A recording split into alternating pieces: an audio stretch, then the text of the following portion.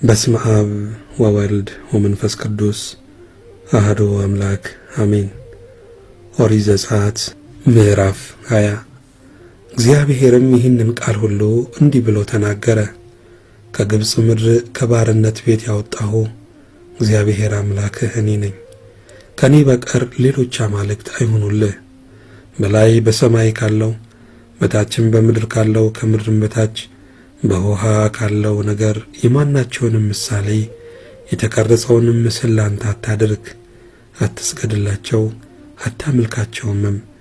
በሚጠሉኝ እስከ 3ኛና እስከ 4ኛ ትውልድ ድረስ የአባቶችን ኃጢአት በልጆች ላይ የማመጣ ለሚወድዱኝ ትእዛዜንም ለሚጠብቁ እስከ 1000 ትውልድ ድረስ ምሕረትን የማደርግ እኔ እግዚአብሔር አምላክህ ቀናተኛ አምላክ ነኝና የእግዚአብሔርን የአምላክህን ስም በከንቱ አትጥራ።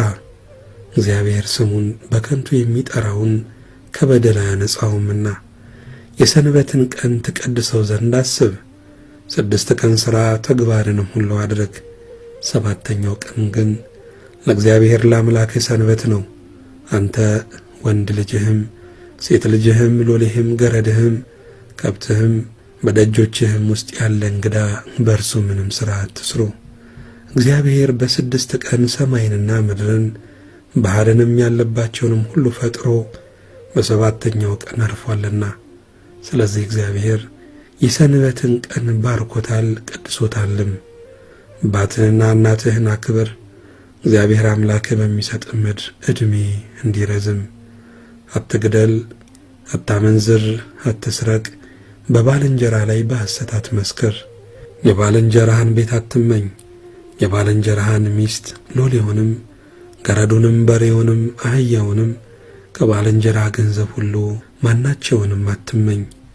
ሕዝቡም ሁሉ ነጎድጓድንና መብረቁን የቀንደ መለከቱን ድምፅ ተራራውንም ሲጤስ አዩ።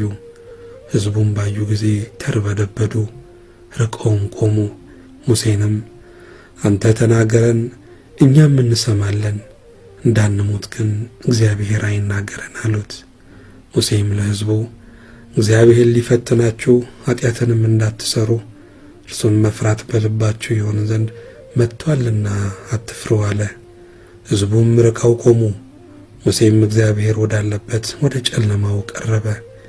እግዚአብሔር ሙሴን አለው፣ ለእስራኤል ልጆች እንዲህ በል፣ እኔ ከሰማይ እንደተናገርኋችሁ እናንተ አይታችኋል።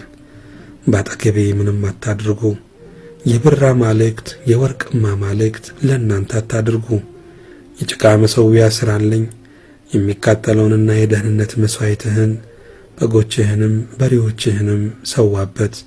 ስሜን በማሳስብበት ስፍራ ሁሉ ወደ አንተ መጥቼ እባርክሃለሁ። የድንጋይም መሠዊያ ብታደርግልኝ ብረት በነካው ድንጋይ አትሥራው፣ በመሣሪያ ብትነካው ታረክሰዋለህና። አፍረተ ሥጋ በእርሱ እንዳይገለጥ ወደ መሠዊያዬ በደረጃ አትውጣ። ምስጋና ለእግዚአብሔር ይሁን።